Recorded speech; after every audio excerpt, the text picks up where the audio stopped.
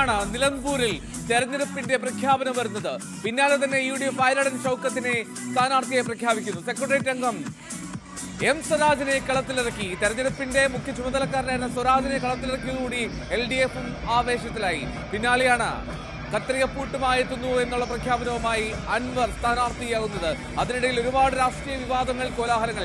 TG Sajith തുടരുന്നുണ്ട് നിലമ്പൂരിൽ.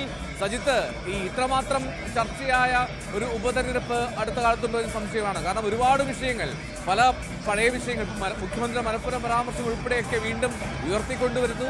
അതിനിടയിൽ അൻവറിന്റെ ഒരുപാട് രാഷ്ട്രീയ നീക്കങ്ങൾ, വിലപേശകളൊക്കെ നടക്കുന്നു. ഇതിനിടയിൽ നിലമ്പൂരിൽ ആര് സ്ഥാനാർത്ഥിയാകണം എന്ന് ചൊല്ലി CPM-ൽ 3 പേരിൽ കറങ്ങുന്നു. അങ്ങനെ ഒരുപാട് ഘട്ടങ്ങളിലൂടെ കടന്നുപോയ ഒരു തെരഞ്ഞെടുപ്പാണ്, അല്ലെങ്കിൽ പരസ്യ പ്രചാരണത്തിന് മുമ്പുള്ള ദിവസങ്ങളാണ് നിലമ്പൂരിലുണ്ടായത്. ഇതിന് ഏറ്റവും ഒടുവിൽ ആത്യന്തികമായി ഇതിന്റെ ഫലം അത് തിങ്കളാഴ്ച വരുമ്പോൾ നിലമ്പൂർ ചൂണ്ടുവിരലിൽ മഷി പരട്ടുമ്പോൾ അത് ആർക്കൊപ്പമായിരിക്കും എന്നുള്ളതാണല്ലോ പ്രധാനപ്പെട്ട കാര്യം. ഈ എന്തടിസ്ഥാനത്തിലാണ് UDF ഒരു 10,000 വോട്ടിനെങ്കിലും ജയം അവർ സ്വന്തമാക്കുമെന്നുള്ള ഒരു അനുമാനം, വിലയിരുത്തൽ നടത്തുന്നത്?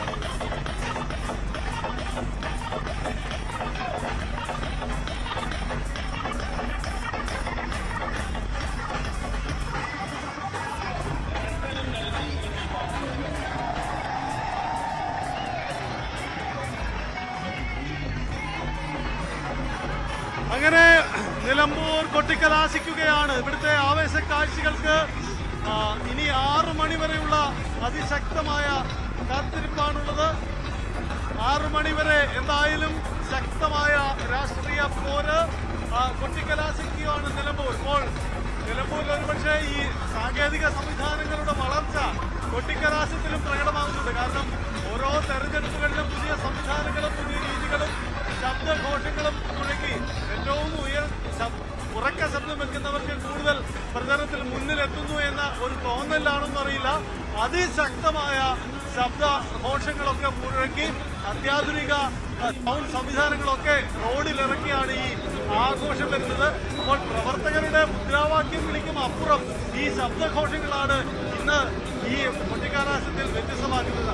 അനുമോദ്, ഈ ഓരോ തെരഞ്ഞെടുപ്പ് കഴിയുമ്പോഴും കൊട്ടിക്കലാശത്തിന്റെ രീതിയും രൂപവും മാറുകയാണ്.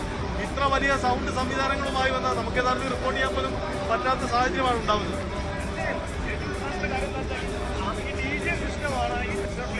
ഉപയോഗിക്കപ്പെടുന്നത്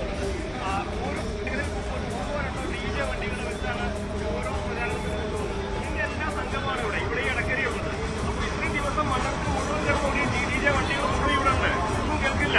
മാത്രമല്ല കേരളത്തിലെ വേറെ എവിടെയും തെരഞ്ഞെടുപ്പില്ലാത്തതുകൊണ്ട് എല്ലായിടത്തും സംവിധാനങ്ങൾ ഇവിടേക്ക് എത്തുന്നുണ്ട്. അതുകൊണ്ട് തന്നെ നിലമ്പൂരിലേക്ക് കേരളത്തിലെ എല്ലാ ഭാഗത്തും എല്ലാ സംവിധാനങ്ങളും എല്ലാ പാർട്ടികളും കൊണ്ടുവന്നിട്ടുണ്ട്. അതുകൊണ്ടാണ് മണിക്കൂറുകൾക്ക് മുമ്പ് തന്നെ ഈ കൊട്ടിക്കലാശം ഇത്രയും ആഘോഷമായിട്ട് ഇവിടെ ആരംഭിച്ചിട്ടുള്ളത്. ഏറ്റവും പ്രധാനപ്പെട്ട ഒരു കാര്യം, നിലമ്പൂരിൽ വഴിപ്പുറ മുതൽ നിലമ്പൂർ വരെ പല മേഖലകളിലായിട്ട് അത്യധികം ആവേശത്തോടെ കൊട്ടിക്കലാശം നടത്തുന്നത്. ഗ്രാമപ്രദേശങ്ങളൊന്നുമില്ല. ഈ CNG ഹൈവേയിലാണ് രണ്ടിടത്തായിട്ടുള്ളത്. ഊട്ടിയിൽ നിന്ന് വരുന്നവർ ഊട്ടി മുതൽ കോഴിക്കോട് വരെ ഈ ഇടക്കരയിലും നിലമ്പൂരിലുമാണ് കൊട്ടിക്കലാശമുള്ളത്. അതുകൊണ്ട് തന്നെ ഈ വഴി പൂർണ്ണമായിട്ടും 7 മണി 8 മണി വരെ പൂർണ്ണമായി സ്തംഭിച്ചിരിക്കും.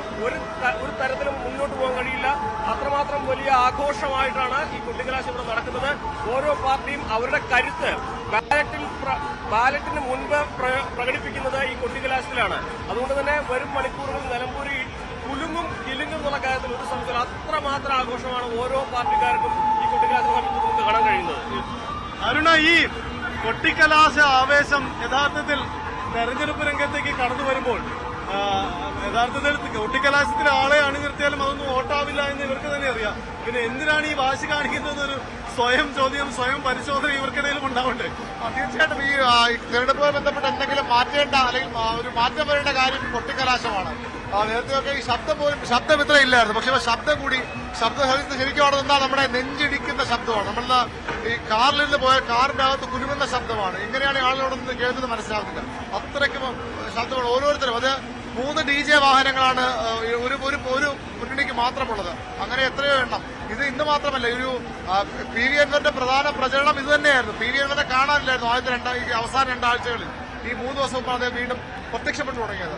PV അൻവർ മാത്രമായിരുന്നു, മറ്റു ഒട്ടും പുറകില്ല. ഈ DJ വാഹനങ്ങളും ശബ്ദ കോലാഹലങ്ങളും തന്നെയാണ് ഈ കൊട്ടിക്കലാശത്തിലും ഈ തെരഞ്ഞെടുപ്പിലും ഒക്കെ ഉടച്ചു നിൽക്കുന്നത്. നമ്മൾ സാധാരണഗതിയിൽ ഒരു പൊതുപരിപാടിക്ക് മൈക്ക് കഴിയുന്നത്ര ശബ്ദത്തിൽ മൈക്ക് വെച്ച് ശബ്ദത്തോടെ കേൾപ്പിക്കാറ്. പക്ഷെ ഇതങ്ങനെ എല്ലാ പരിപാടിക്കും സഞ്ചരിക്കുന്ന DJ വാഹനങ്ങളൊക്കെയാണ് ഇപ്പോൾ നടക്കുന്നത്. ഇന്ന് അതിന്റെ എല്ലാത്തിന്റെയും ഒരു കേന്ദ്രീകരണം വരുമ്പോൾ സ്വാഭാവികമായും ശബ്ദമെന്ന് ഊഹിക്കാൻ പോലും കഴിയില്ല. അതാണ്